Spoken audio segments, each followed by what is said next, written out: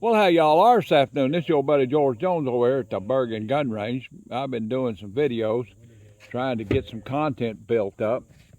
I couldn't find any guns to do anything with, and then all of a sudden we had a fan shoot, and everybody showed up with all kinds of guns to make videos with. Well, Ed got this back from Taurus the other day, and this gun was a failure video back in the spring. This is a Taurus. What is it? What's it say there? It says 942M, 942 Magnum. This is the black oxide finish, 2-inch barrel, round butt, 9-shot, 22 Magnum pocket revolver. Basically a 22 Magnum defensive revolver. And when we got it the last time, when it was new out of the box, it would not fire a single round. I looked at it, took it home, didn't take it apart, but I looked at it.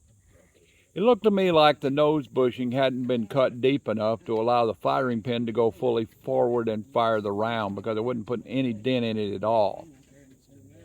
Sent it back to Taurus. Of course, Taurus had a lifetime guarantee on their stuff.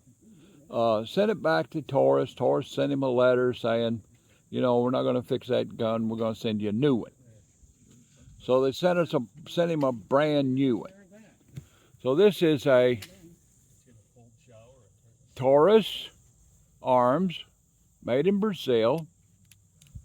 Taurus Manufacturing, Bainbridge, Georgia. Serial number on the frame and the barrel, and 942M marking and the Taurus logo. It's got these grips on it. It's got this petition on it. I guess that's where you put your thumb. I don't like it myself. If this was my gun, I'd probably whittle those off there. So we're going to try it out. It holds, let's see, 1, 2, 3, 4, 5,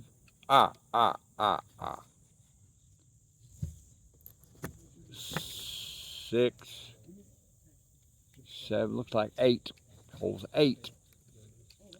9-shot cylinder would be a lot bigger, a lot more to pack. So it's basically a concealment gun for someone that wants some power, but not a lot of size. It has a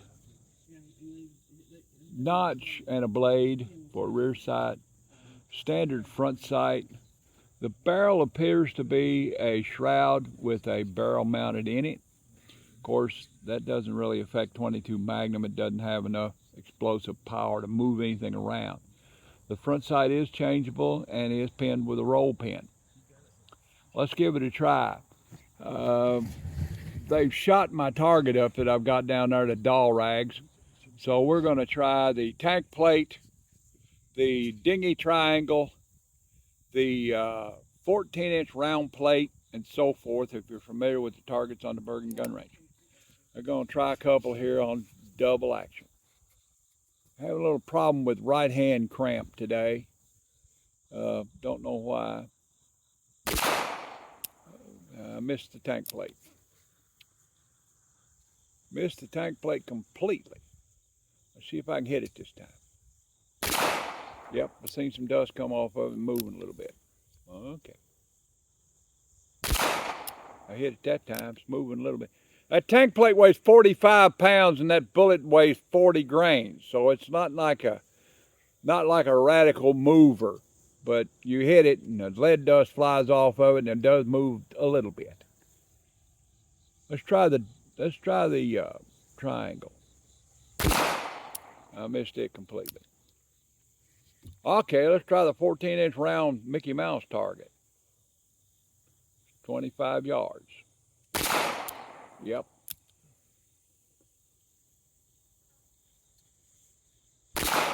Yep.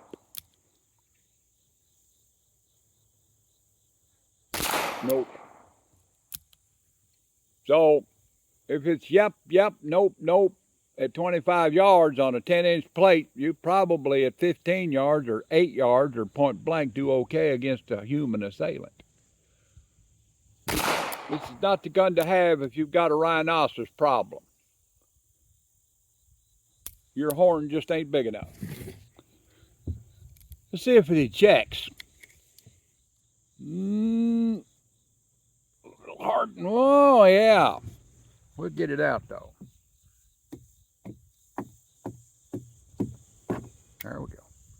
There we go. Now we're getting them out. Yeah, I'd bump that ejector a little bit. Is it a defensive firearm?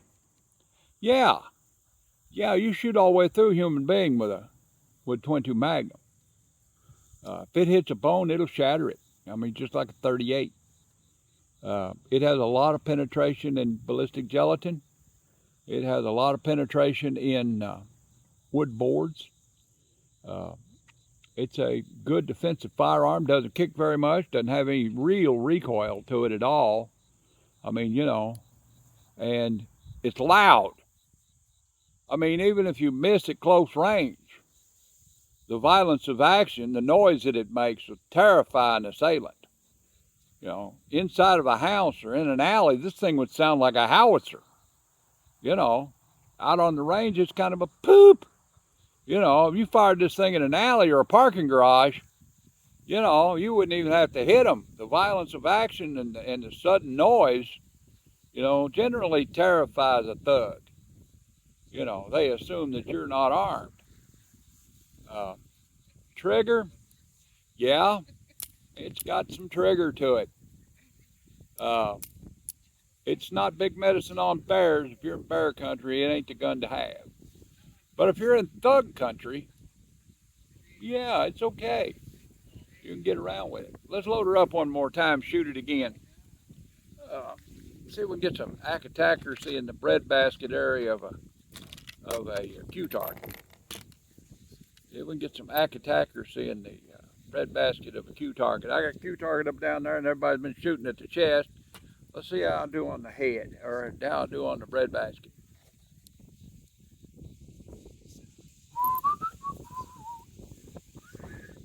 Got this lisp. Okay.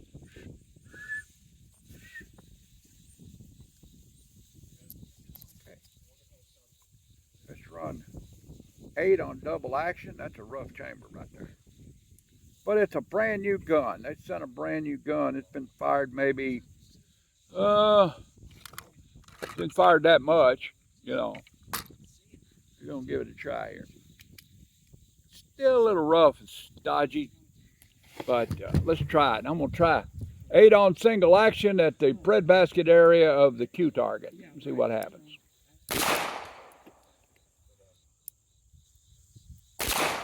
Oh, it's got a terrible trigger. Trigger like a staple gun. Get her staged right there and see what's going on in the middle of it. Damn. A hard trigger. And a hard single action pull.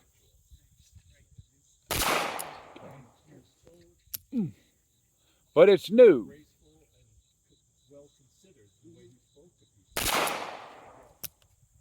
Yeah. I'm not having much luck with it. Well, they're all on there. You know, the Q target is designed to mimic the vital areas of a human silhouette. So let's see how it ejects this time. Getting any better? No, we ain't. We're gonna have to go to the board here. All right. Now we're coming out. Okay. That went right in my shoe. Now, these guns cost about 2 3/4 fingers. Question is, are they worth it? Well, This is a brand new gun. It's not slick by any stretch of the imagination, but at the price point, you get 2 or 3 boxes of shells to this thing and get it slicked up a little bit, that'll be all right. But it's a 7-yard gun, okay? It's not a long-range target gun by any stretch of the imagination. We're shooting at 12 yards down here, and we go down there and look at it. Might as well, seeing as how we're here. I put them all in the breadbasket of the target, basically the area I was looking to shoot. They're all in the vital organ area. I think that one out is me there. But I was shooting in this area, you know, and there's 9 or so in there. So, still not the best defensive range. But it does shoot every time. The last time we had a hold of one of these guns, it wouldn't fire at all. So, you know, there's some improvement here.